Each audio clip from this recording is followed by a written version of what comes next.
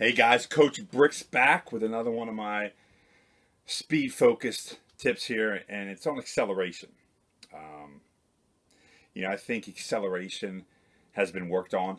Many people have finally gotten the concept of, you need to have that first step to be faster, first couple steps to get more explosive and get there. But I just want to go over, some of the key points of what acceleration really is, And I think one of the missteps that many athletes make, and even coaches, is they think you got to push off the back foot.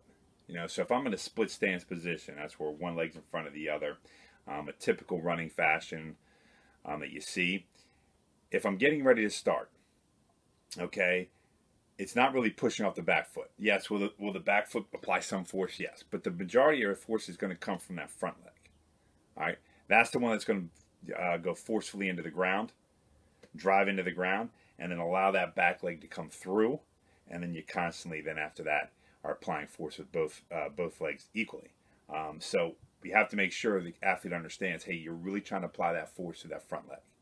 All right, they're really trying to drive into that ground, really push that ground down and away, boom, so you can push in a horizontal fashion, get out. Next one is stay low, all right, or lean at the start.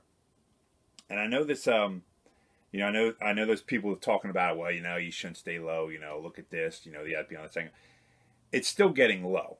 I don't care what anybody says. Ask an athlete to stand there, all right, with feet shoulder width apart, stand there, and you tell them to run as fast as they can. The very first thing they're going to do, and I guarantee it, okay, you watch any athlete, at least any athlete that has any kind of knowledge, or I shouldn't even say knowledge, but any kind of natural ability, is going to drop first and then push off. Why? Well, they're trying to create more force. And I use this example a lot with my athletes is, you're trying to create force. So have your athletes stand there.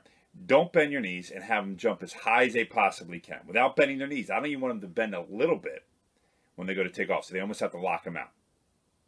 They're not going to jump anywhere. They're barely going to get off the ground. Maybe an inch vertical. Maybe two if they're lucky.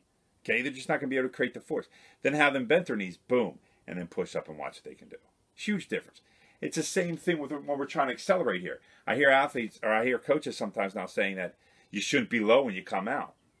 It doesn't make any sense. It's just not natural not to do that. So why are we fighting what nature actually gave us? If you look at all the athletes, that's what they do. Why do you think sprinters start in blocks? There's a reason. Okay? There's a major reason why. That's how they get those times. If you had them stand up, it'd probably be a big difference in their time. All right, if they had to stand in an athletic stance, or even a split stance to get out. There would be a big difference. So staying low, you got to stay in a nice lean position. All right, so when I'm coming out on lean. I'm not standing straight up. So yes, you got to be low. You got to be leaning forward on those first couple steps. Just depends on how far you're going. You see some of those track athletes actually stay low sometimes up to 30 meters, which is incredible. Now, most athletes don't have that ability, field sports and court sports, so they're just going to stay low at the beginning.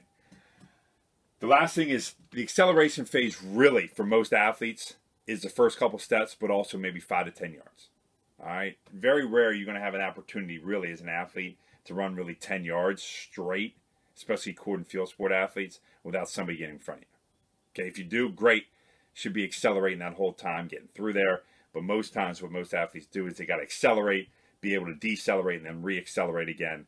And that's for one of our other talks. But it's really that first beginning. So if I'm running a 60-yard dash, I'm running, the 40-yard dash for football guys. I'm looking at those first 5 to 10 yards. That's what I want to see. How explosive is that athlete in those first 5 to 10 yards? That can tell me a world of stuff. Where a lot of athletes miss out is really that beginning. All right. Once they get that beginning down, then it's top-end speed. You're working on speed, working on all that kind of stuff to continue to maintain that. But those first couple steps have got to be down. So let's look at that stuff. All right, these key points, pushing off of that front leg, emphasizing that, staying low, all right, in that lean position, and then also the acceleration there in those first couple steps, but 5 to 10 yards, especially when it comes to court and field athletes. All right, guys, Coach Brix, stay strong, stay blessed. Remember, greatness never rests.